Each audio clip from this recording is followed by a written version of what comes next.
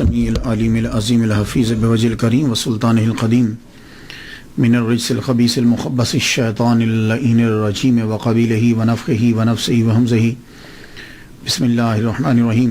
تمام نبیوں کے سردار حضرت محمد صلی اللہ علیہ وآلہ وسلم اور تمام مذاہب کے سردار دین اسلام کے پیروکاروں، السلام علیکم طبتم۔ اللہ تعالیٰ کی برکتیں اور اس کی رحمتیں آپ سب پر۔ صلاۃ و سلام حضور صلی اللہ علیہ وآلہ وسلم کی ذات پر اور ان دنیا کے عظیم ماں باپ حضور صلی اللہ علیہ وسلم کے ماں باپ پر۔ آج کی گفتگو خواتین و حضرات 29ویں مرحلے میں داخل ہو گئی۔ امام شافعی رحمۃ اللہ علیہ نے فرمایا کہ اگر علماء حق اولیاء اللہ نہیں ہے تو پھر کوئی بھی اللہ کا ولی نہیں ہے، کیونکہ جاہلوں کو اللہ تعالیٰ اپنا دوست نہیں بنا تھا۔ تو اس لیے میرے نزدیک کرامتوں میں سب سے بڑی کرامت جو ہے وہ ولی کامل اور بزرگ اور عالم کی کتاب ہوتی ہے، اور اس کتاب کو پذیرائی جب مل جاتی ہے، اس کا وجود باقی ہے، تو یہ بہت بڑی کرامت ہے۔ امام بائہقی رحمۃ اللہ علیہ دلائل النبوت کے حوالے سے جانے جاتے ہیں۔ جو لوگ مقرر ہیں وہ دلائل النبوت کا مطالعہ جو ہے وہ ضرور کرتے ہیں، اور مسلک حق اہل سنہ کے اندر ان کی پہچان جو ہے وہ دلائل النبوہ ہے۔ ویسے امام بائہقی رحمۃ اللہ علیہ جو ہیں، ان کا مسلک جو شافعی ہیں، ان کے مسلک پر ان کا بہت بڑا احسان ہے، اور ان کے احسان کو تسلیم بھی کیا گیا ہے۔ آئیے سب سے پہلے معمول کے مطابق گفتگو نام سے شروع کرتے ہیں۔ آپ کا نام حافظ ابو بکر احمد بن حسین بن علی بن عبداللہ بن موسیٰ البائہقی شافعی الاشعری خسرو جردی الخراسانی رحمۃ اللہ علیہ۔ یہ ان کا نام ہے۔ نام تو صرف آپ کا احمد ہی ہے، اس کے بعد تمام چیزیں جو ہیں وہ اضافی آپ کی ہستی کو، ذات کو واضح کرنے کے لیے ہم گفتگو کریں گے۔ اس کے اندر جو نئے نام ہیں کچھ، جیسے البائہقی ہے۔ شافعی کیوں کہتے ہیں یہ تو آپ کو معلوم ہوگا، بائہقی کیوں کہتے ہیں، اشعری کیوں کہتے ہیں، خسرو جردی کیوں کہتے ہیں، اور خراسانی کیوں کہتے ہیں۔ یہ چیزیں یہ نام ان کے ساتھ کیوں لگے؟ یہ صفت نسبتی جو ہے یہ کیوں ہے صفت نسبتی؟ البائہقی کہنے کی وجہ یہ ہے کہ بائہق پرانے فارس کے اندر، جس کو اب ایران کہتے ہیں، یہ موجودہ ایران جو ہے اس کا نام فارس ہے، تو پرانے فارس جس کو اب ایران کہتے ہیں، یہ اس کا ایک رقبہ تھا، ایک علاقہ ہے، اس کو بائہق کہتے تھے، اور اس بائہق کے اندر بہت سارے گاؤں آتے تھے، یعنی اس کے اندر چھوٹے چھوٹے ٹاؤن جو ہیں وہ اس کے اندر آتے تھے۔ تو انہی میں سے ایک خسرو جرد بھی تھا۔ جیسے آپ کہہ لیں نا یہ لاہور، تو اب لاہور جو ہے اس کے اندر بھی علاقے ہیں، لاہور کے اندر بھی علاقے ہیں۔ تو اسی طرح بائہق جو ہے پرانے فارس میں، اب کی بات نہیں کر رہا، پرانے فارس بائہق کے اندر جو ہے نا وہ کچھ اور شہر بھی آتے تھے، خسرو جرد، اس لیے آپ کو خسرو جردی بھی کہا جاتا ہے۔ اور یہ جو بائہق ہے یہ نیشابور کے قریب اور خراساں کے اندر تھا۔ تو پرانا خراساں اور آج کا خراساں دونوں میں فرق ہے۔ پرانا خراساں جو ہے وہ افغانستان تک آتا ہے، پرانا خراساں جو ہے اس کے اندر رشیا کی بھی کچھ اسٹیٹ علاقے آتے ہیں۔ تو پرانا خراساں جو ہے وہ اور تھا، اور آج کا خراساں جو ہے وہ اور ہے۔ تو اس لیے جب ہم کبھی بات کرتے ہیں کہ پرانے دور کی جب بات کرتے ہیں کہ وہ خراسانی ہیں، تو آپ اس میں فوراً یہ نہ سمجھیے گا کہ یہ شاید ایران کے تھے، وہ اس میں رشیا بھی آتا ہے، اس کے اندر افغانستان بھی آتا ہے، پاکستان کا کچھ حصہ بھی آتا ہے اس کے اندر۔ وہ پرانا خراساں جو ہے وہ اور تھا، اس کے اندر عراق کا بھی کچھ حصہ تھوڑا سا جو ہے وہ شامل ہوتا ہے، اس طریقے سے۔ تو خراساں جو ہے تو آج کل بھی خراساں ہے، اس دور میں بھی خراساں تھا، تو یہ سارے خراساں کے اندر آتے ہیں۔ جیسے آپ سمجھ لیجیے کہ خراساں ایک صوبہ ہے، اور اس کے اندر جو ہیں یہ سارے شہر جو ہیں وہ بائہق بھی اس کے اندر آ جاتا ہے، اس کے اندر خسرو جرد بھی اس کے اندر آ جاتا ہے۔ تو بائہق جو ہے یہ خراساں کے اندر آیا، اس لیے آپ کو خراسانی بھی کہا جاتا ہے۔ تو یہ خراساں جو ہے اس پہلے بھی مشہور تھا، آج بھی مشہور ہے۔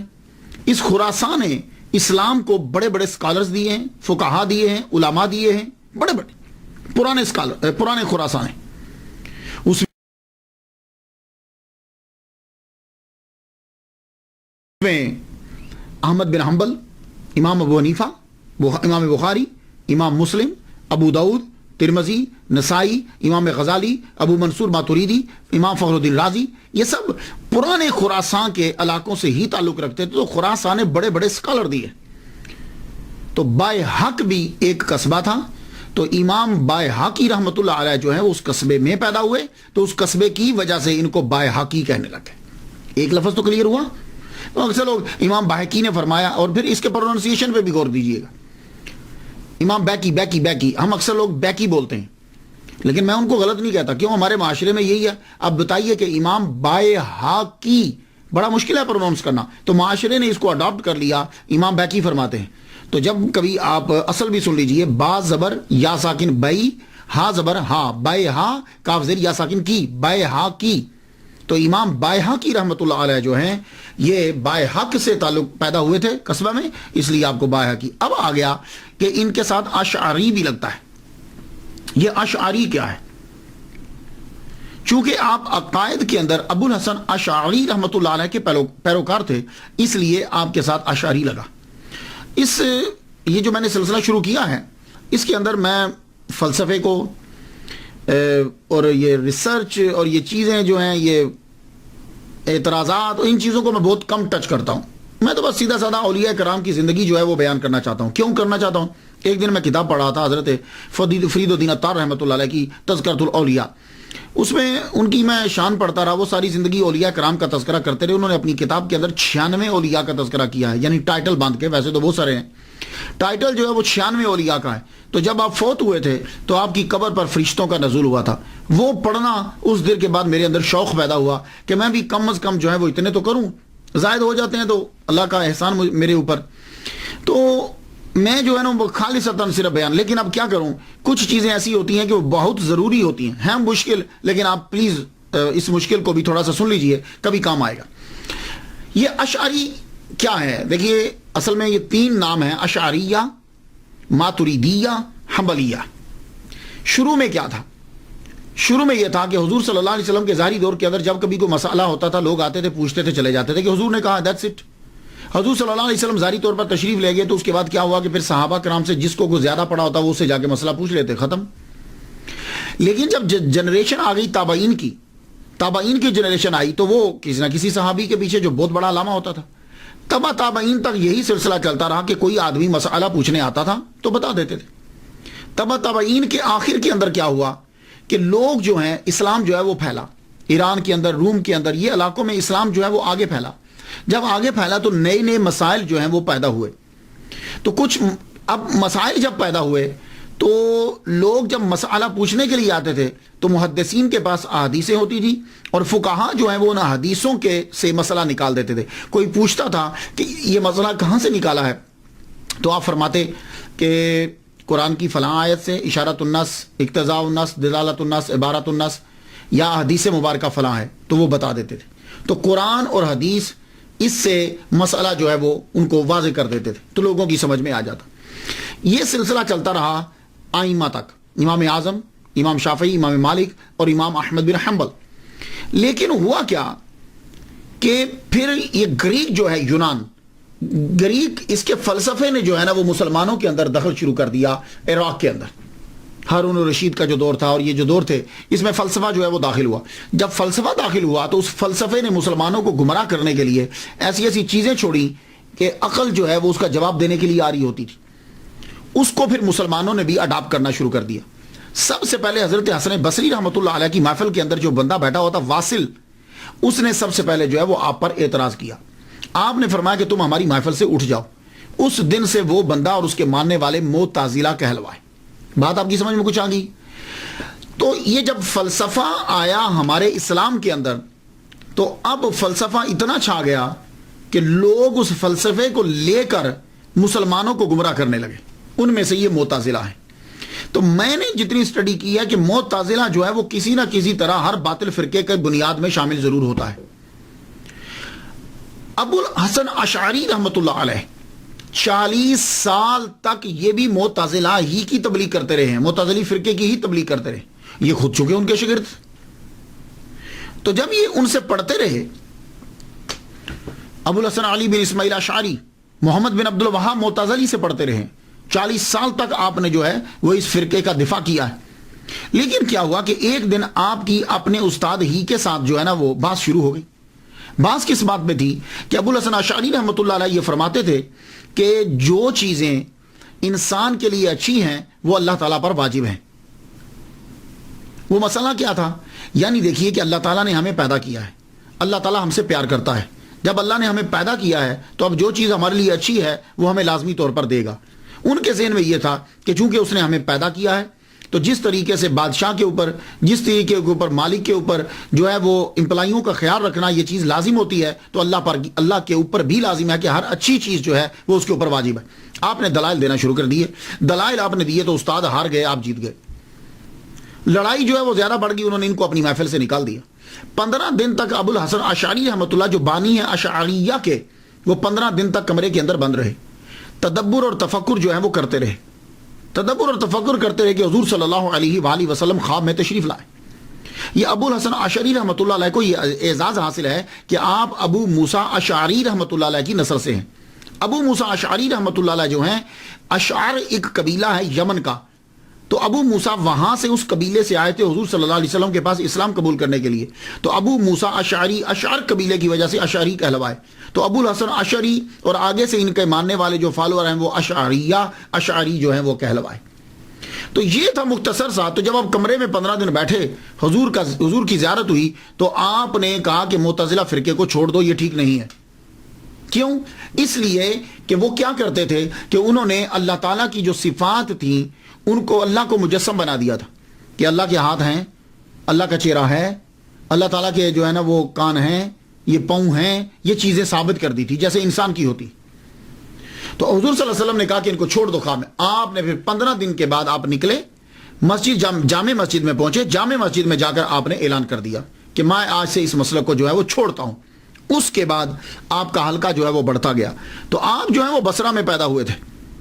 آپ کا حلقہ جب بڑھتا گیا تو اب آپ نے کیا کیا کہ پہلے یہ ہوتا تھا کہ جو کوئی آگے مسئلہ پوچھتا تھا تو آپ بتا دیتے تھے، آئمہ بتاتے تھے حدیث میں ہے، قرآن کی فلاں آیت ہے.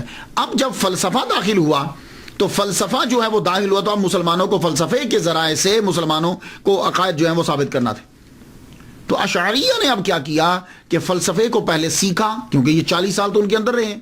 اب اسی فلسفے کے زور پر معتزلہ کا جواب دینا شروع کر دیا. تو جب جواب دینا شروع کیا تو گھر کا آدمی جانتا ہے بہتر طریقے سے. تو جب آپ نے جواب دیا تو اب معتزلہ ان کے دشمن ہو گئے. معتزلہ جب دشمن ہو گئے تو صدیوں تک ان کے اندر جو ہے وہ لڑائی ہوتی رہی، صدیوں تک لڑائی ہوتی رہی.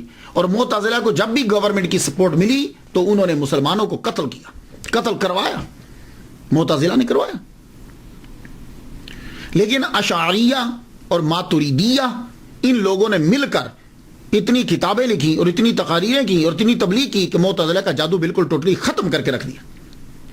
تو جو شافعی تھے وہ اشعریہ کہلوائے کیونکہ انہوں نے اسی طرف رخ اختیار کیا. اور جو حنفی تھے وہ جب فلسفہ آ گیا تو پھر ماتریدیہ کہلوائے. بات اب کچھ سمجھ میں آ گئی. تو اشاعرہ جو تھے، اشاعرہ جو تھے بڑی خدمت کی انہوں نے. امام غزالی نے احیاء العلوم اور الاقتصاد لکھ کر معتزلہ کے تابوت میں کیل ٹھوک دیا. امام فخر الدین رازی شافعی رحمۃ اللہ علیہ نے مطالب عالیہ، مباحث مشرقیہ، 40 فی اصول الدین اور اساس التقدیس میں عقل اور فکر کے خزانے لوٹا دیے. اللہ تعالیٰ نے ان کو پھر فلسفہ آتا، انہوں نے فلسفے سے، منطق کے ذریعے سے پھر جواب دیا اور اسلام کو بچا. ورنہ اگر یہ اشعریہ اور ماتریدیہ نہ آتے تو معتزلہ اپنے فلسفے کے زور پر عقلوں پر قبضہ کر لیتے، لوگوں کے عقائد کو خراب کر دیتے. قرآن و حدیث تو ٹوٹلی انہوں نے چھوڑ ہی دی تھی. قاضی ابو بکر باقلانی، ابو اسحاق شرازی، امام غزالی، امام فخر الدین رازی، جب ان کی تعلیمات عام ہوئی معتزلہ اب ختم ہوتے چلے گئے. تو یہاں تک کہ 380 ہجری میں اشعری عراق میں چھا گیا. چونکہ ابو الحسن اشعری نے فقہ ابو اسحاق سے سیکھی اور وہ شافعی تھے، اس لیے اشاعرہ فقہ میں امام شافعی رحمۃ اللہ علیہ کے پیروکار ہوئے. تو امام بائحقی رحمۃ اللہ علیہ چونکہ شافعی ہیں اس لیے انہوں نے جو ہے وہ اشعری جو ہے ان کے ساتھ لگتا ہے تو یہ اشعریہ کو ہی انہوں نے اپنایا. اب کچھ سمجھ میں آ گیا؟ میں معذرت چاہتا ہوں کہ مجھے ذرا ادھر جانا پڑا. تو امام بایہقی رحمۃ اللہ علیہ کے ساتھ جو اشعری لگتا ہے وہ اس لیے کہ اشعریہ عقائد کے اندر یہ ان کو فالو کرتے تھے. تو حنفی جو ہے زیادہ تر ماتریدیہ ہیں. تھوڑا سا فرق ہے, یہ کوئی اتنی بڑی لڑائی کا چکر کوئی نہیں ہوتا. اشعریہ کے نزدیک سمپل سمجھاتا ہوں, ویسے تو بہت سارا ہے. سمپل یہ ہے کہ اشعری کہتے ہیں کہ جو چیز انسان کے حق میں فائدہ مند ہے, جیسے رزق فائدہ مند ہے, بارش فائدہ مند ہے, دھوپ فائدہ مند ہے, پانی فائدہ مند ہے, ہوا فائدہ مند ہے, یہ اللہ پر واجب نہیں ہے. ہاں وہ احسان کرتا ہے ہم پہ کہ ہمیں دیتا ہے, اس پہ واجب نہیں. کیوں؟ اس لیے کہ وہ بادشاہ نہیں ہے, اس لیے کہ وہ کوئی باس نہیں ہے, وہ مالک ہے, ہم اس کی مملوک ہیں. تو مالک اور مملوک جو ہے وہ اس کے اوپر لازم کچھ نہیں ہوتا, ہر چیز کا بدلہ دینا واجب نہیں ہے, یہ اس کا احسان ہے, کیونکہ ساری کائنات اس کی مملوک ہے اور مملوک کا مالک پہ کیا استحقاق. تو یہ تھا. اور وہ اشعریہ کہتے ہیں کہ نہیں, وہ جو ہے چونکہ اس نے پیدا کیا ہے اس لیے اس سے اوپر لازم ہے. بات کوئی اتنی بے نہیں ہے, عقائد سب کے جو ہے وہ بالکل ٹھیک ہیں, لیکن اشعریہ اور ماتریدیہ بھی کبھی کبھی جھگڑنے لگ جاتے ہیں, اور جب تصوف آتا ہے تو پھر اکٹھے ہو جاتے ہیں. اس لیے تصوف جو ہے وہ ضروری. میں ڈیٹیل میں نہیں جاتا, اگر آپ کو مزید پڑھنا ہو تو ایک بہترین کتاب بتا دیتا ہوں آپ کو. مولوی نجم الغنی خان رامپوری, بڑی زبردست کتاب لکھی انہوں نے, مذاہب الاسلام, اسے آپ جا کے پڑھ لیجئے گا. تو اب آپ سمجھ گئے ہوں گے کہ امام بایہقی رحمۃ اللہ علیہ کے ساتھ اشعری جو ہے وہ کیوں لگتا ہے. تو شافعی اشعری اور خسرو جردی, وہ میں نے آپ کو بتا دیا ہے, خراسانی کیونکہ وہ صوبے کا نام ہے, اس حوالے سے ان کو کہا جاتا ہے. اب آ جائیے, امام بایہقی رحمۃ اللہ علیہ نے تعلیم جو ہے وہ سیکھی, اللہ تعالیٰ نے ان کو چنا. انہوں نے شافعی فقہ کے اوپر بہت کام کیا ہے اور اس مسلک کے اوپر بھی بہت کام کیا ہے. امام شافعی رحمۃ اللہ علیہ کے بعد اگر کسی کا شافعی فقہ کے اوپر احسان ہے کسی کا, تو وہ امام بایہقی رحمۃ اللہ علیہ کا جو ہے وہ احسان ہے. 15 سال کی عمر میں آپ نے ابو الحسن محمد بن حسین علوی رحمۃ اللہ علیہ سے پڑھنا شروع کیا. آپ کا سفر جاری رہا, عراق, حجاز, زیادہ تر آپ نیشاپور کے اندر جو ہے وہ رہے. نیشاپور کے اندر, نیشاپور بھی کہتے ہیں, نیشاپور کے اندر آپ نے زیادہ پڑھا. اور آپ کے تقریباً کہتے ہیں کہ 100 جو ہیں وہ آپ کے استاد ہیں, لیکن سب سے پسندیدہ آپ کے استاد جو ہیں وہ 2.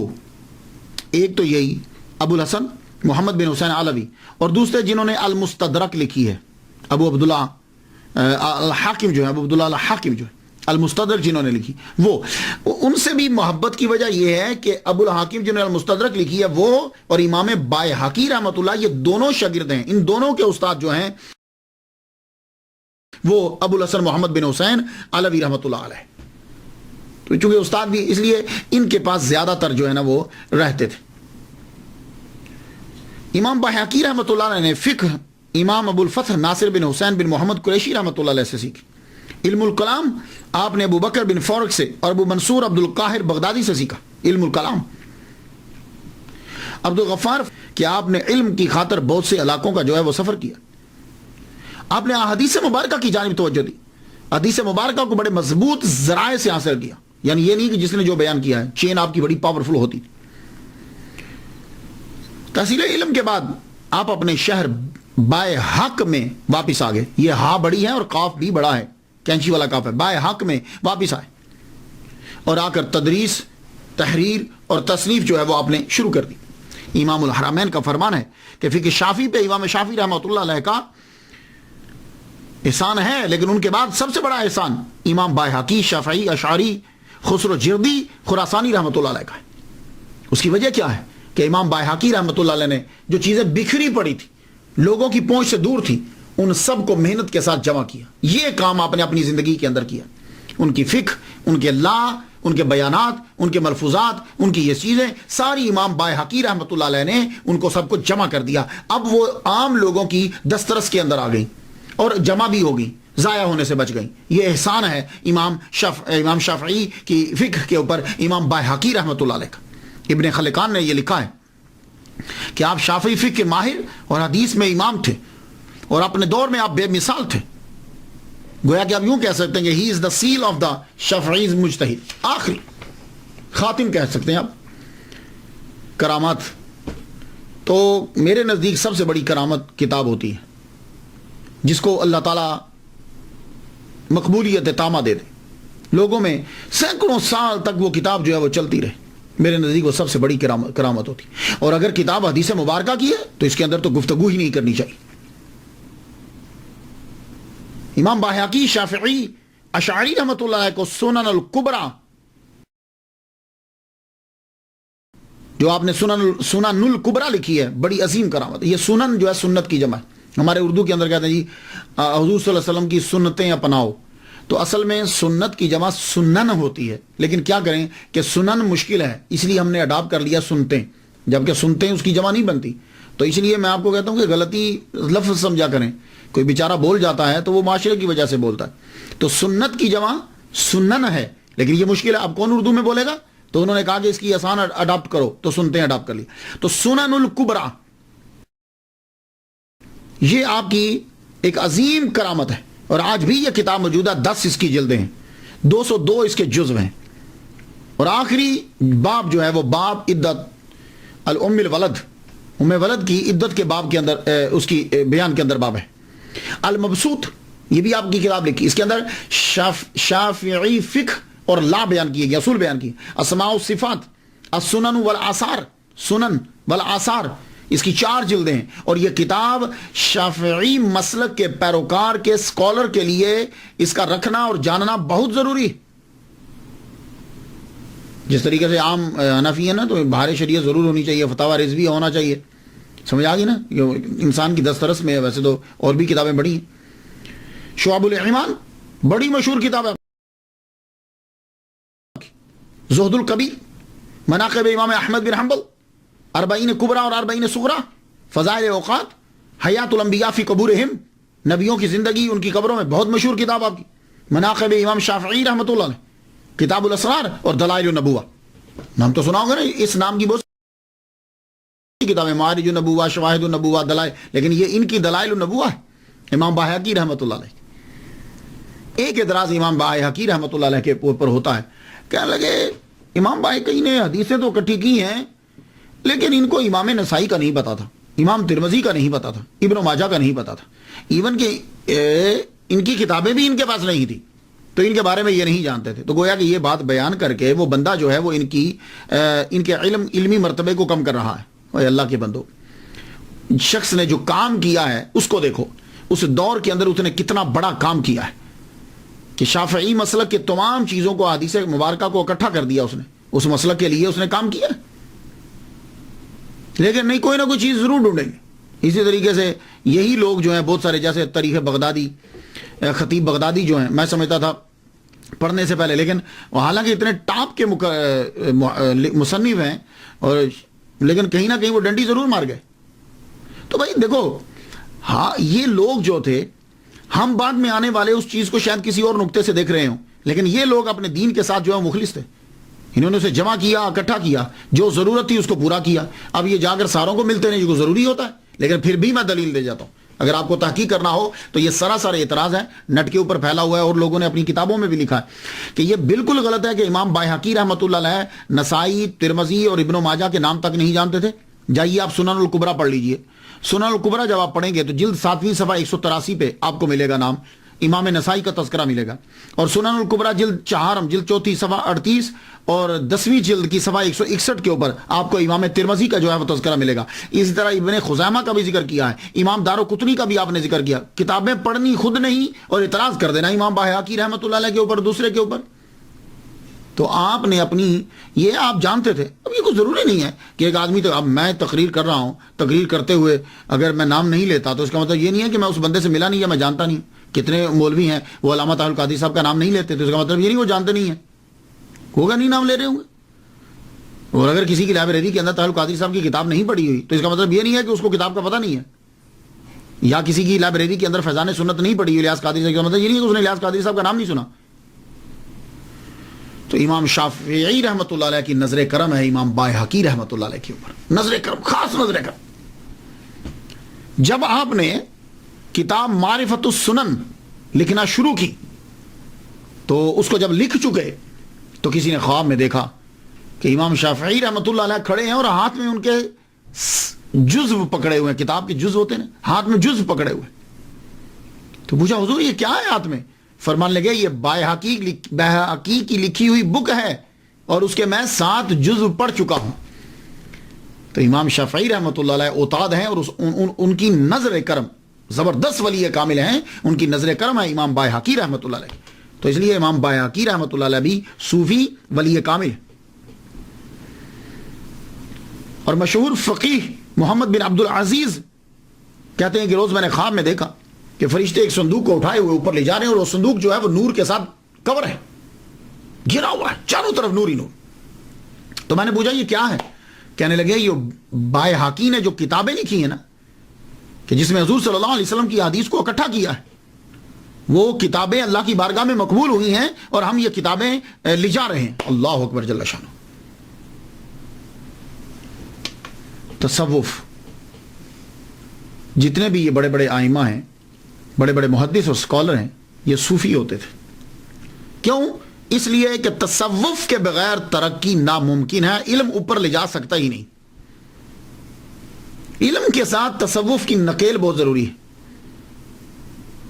تو تصوف کیا ہوتا ہے؟ تصوف سن لیجئے, تصوف یہ ہوتا ہے اپنے نفس کو نکیل دے دینا, نفس کی اجارہ داری کو ختم کر دینا, نفس کو مارنا, یہ ہے. اور خدا تک پہنچنا اور پہنچانا, یہ ہے بس اتنا کہ یعنی نفس کو نکیل دینا اور خدا تک پہنچنا یا پہنچانا, یہ تو تصوف ہے. اور اس کے لیے ذرائع اختیار کیے جاتے ہیں. تو امام بائحقی رحمۃ اللہ علیہ نے نفس کو مارا, نفس کو ختم کیا. یہ تصوف کی پہلی علامت آپ نے اختیار کی. اس کو کس طرح سے مارا؟ روزہ بہترین طریقہ ہے نفس کو مارنے کا. یہ نفس جب مرتا ہے تو عبادت, اور عبادت میں پھر روزہ, 2 چیزوں سے نفس بڑا مرتا ہے. اس لیے حضور صلی اللہ علیہ وسلم نے فرمایا کہ جن نوجوانوں کی شادی نہیں ہے وہ روزے رکھیں, کیونکہ روزہ نفس کو مارتا ہے. اللہ کے بندو, صحیح کہا امام شافعی رحمۃ اللہ علیہ نے, اگر علماء حق اولیاء اللہ نہیں ہیں تو پھر کوئی بھی ولی نہیں ہے, کیونکہ اللہ جاہلوں کو دوست نہیں بناتا. تو امام بائحقی رحمۃ اللہ کے شاگرد بیان کرتے ہیں کہ میں امام بائحقی رحمۃ اللہ علیہ کے پاس پڑھنے کے لیے آیا تو تب آپ کی عمر 44 سال تھی. امام بائحقی رحمۃ اللہ کی عمر 44 سال تھی. میں ان کی خدمت میں آخری دم تک رہا, 30 سال تک رہا. تو وہ شاگرد کہتے ہیں کہ میں نے 30 سال میں کبھی نہیں دیکھا ممنوع دنوں کے علاوہ کہ آپ کبھی بے روزہ ہوں, کہ روزہ کے بغیر ہوں. عید کے دن آپ روزہ نہیں رکھ سکتے, آپ سمجھتے ہیں اس بات کو, عید کے دن روزہ نہیں رکھ سکتے. تو کہا کہ جن دنوں میں منع ہے اس دن کے علاوہ میں نے کبھی نہیں دیکھا کہ آپ نے روزہ نہ رکھا ہو. تو 30 سال تک آپ نے اپنے نفس کو مارا روزہ رکھ کے. لیکن یہاں پھر اعتراض ہوتا ہے. اب دیکھیے نا, لوگ جو ہیں اعتراض سب سے آسان ترین چیز نکتہ چینی ہوتی ہے.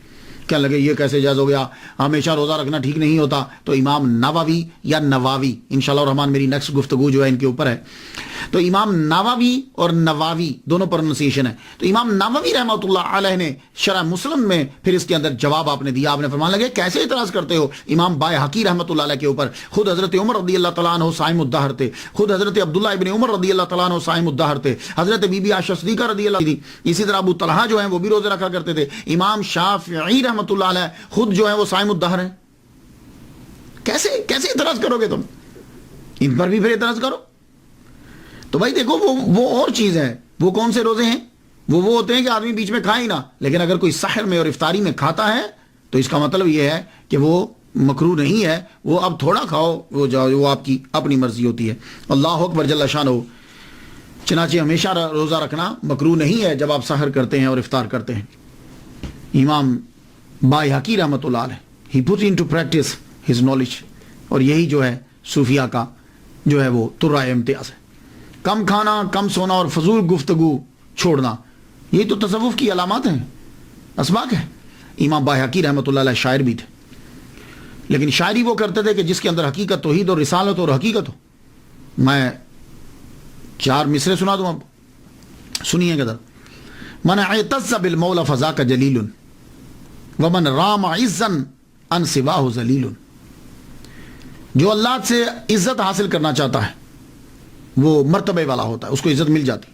ومن رام عزا عن سواہ ذلیل, اور جو اللہ کے علاوہ کسی سے عزت کا ارادہ کرتا ہے تو ذلیل ہو جاتا ہے. بڑی زبردست گفتگو کی.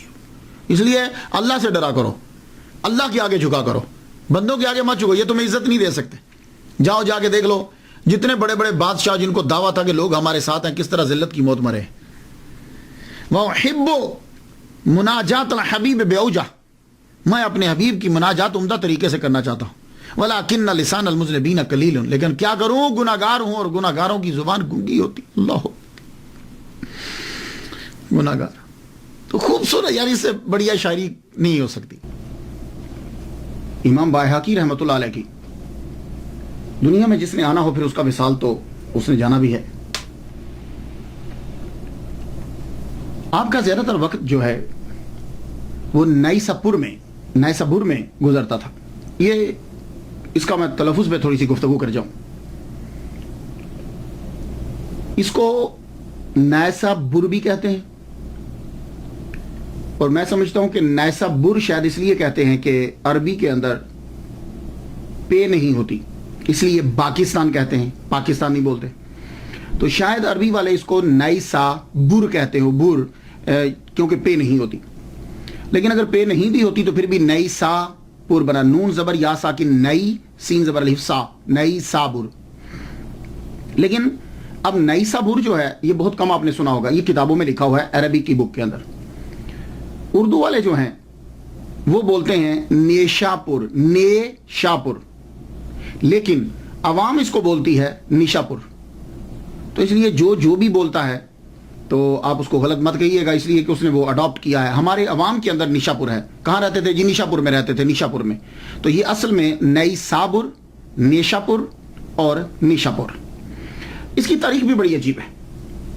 मरकज तो ये रहा है उलमा का, लेकिन अजीब तारीख है इसकी, और शायद आप यकीन भी ना कर पाए। यहां के वैसे तो फरोजे दुनिया में बड़े मशहूर हैं, आज भी इसकी फैक्ट्रीज हैं वहां, मगर यह भी मशहूर है कि नैसाबुर के किसी बंदे ने तीर चलाया। वो तीर जो है वो चंगेज खान, उसकी जो बेटी थी उसके खामद को, यानी दामाद को लग गया और वो मर गया। ऐसे अचानक ही बेचारे ने तीर चला दिया था, तो तीर लगा, वो मर गया। अब उसकी बेटी को गुस्सा आ गया। उसने कहा कि नैसापुर, निशापुर जो भी आप बोले, इसका हर जानदार मार दिया जाए। देखा आपने कि जालिम लोग जो हैं वो क्या करते हैं कि कोई ना छोड़ा जाए, हर बच्चा, बूढ़ा, जवान, औरत सब मार दिए जाए। तो चंगेज खान ने अपने छोटे बेटे को हुक्म दिया कि फौज लेके जाओ और नैसाबुर के सब बंदे मार डालो। आप बिलीव करेंगे कि बिल्लियां, कुत्ते तक मार दिए गए, सब मार दिए गए। और फिर अभी भी उसका दिल नहीं भरा, कहने लगी कि कुछ लोग जख्मी होंगे, तुम सबको मारो, उनकी गर्दनें काट के पिरामिड बना दो। मीनारा बना दिया गया। 10 दिन लग गए। 10 दिन के बाद सब लोगों की लाशों को, सरों को इकट्ठा करके मीनारा बनाया गया। ढेर लगा, बड़ा ऊंचा ढेर लगा दिया गया। ये नैसाबुर के साथ ये भी होता रहा। तो इस नैसाबुर के अंदर आखिरी उम्र में आपके उस्ताद भी वहां रहते थे, आप वैसे भी जाते रहते थे। तो इमाम बायहकी रहमतुल्लाह अलैह नैसाबुर में चले गए। नैसाबुर में जब गए, वहां जाकर आखिरी दिन थे आपके 10 जुमादुल उला। ये अक्सर हमारे यहां मशहूर हो गया है जमादुसानी। जीम के ऊपर जबर नहीं है, जीम के ऊपर पेश है। तो जो अडॉप्ट उन्होंने किया, लेकिन आप ज़हन में ये भी रखिए कि जुमादुल अव्वल होता है। जुमादुल अव्वल 458 हिजरी 10 अप्रैल बरोज सोमवार आपका विसाल हो गया नैसाबुर में, निशापुर या निशापुर, वहां आपका विसाल हुआ। अब यहां 2 रिवायत है कि जब आपका विसाल हुआ तो आपके इलाके, कस्बे के लोग, बायहक के लोगों को पता चला और आप उसी वक्त वहां पहुंचे और कहने लगे हम इनका जस्द अनवर वहां लेकर जाएंगे, क्योंकि ये वहीं के पैदाइशी हैं, वहीं के रिहायशी हैं और वहीं ये पढ़ाया करते थे। तो सो आप वापिस ले। दूसरी रिवायत यह है कि नैसाबुर के अंदर दफना दिया गया आपको। दफना तो 1 साल के बाद कुछ लोगों को ख्याल आया, यार ये तो हमारी बेइज्जती है कि वो हमारे शहर के मुहद्दिस हैं, यहां के रहने वाले हैं, तो हमें उनका ताबूत यहां लाना चाहिए। तो 1 साल के बाद लोग जो हैं वो नैसाबुर या निशापुर वहां पहुंचे। वहां जाकर उनका ताबूत जो है वो 1 साल के बाद निकाल के बायहक के अंदर लाए और वहां आकर उनको दफनाया गया। और आज भी उनका वहां जो है वो रोजा है। ख़वातीन और हज़रात, मैं तो उनके लिए फातिहा जो है वो पढ़ चुका, आप लोग भी जो है उनके लिए फातिहा पढ़ दीजिएगा। अल्लाह ताला उनके दर्जे बुलंद फरमाए। इजाज़त दीजिए। व आखिर दावाना अल्हम्दुलिल्लाहि रब्बिल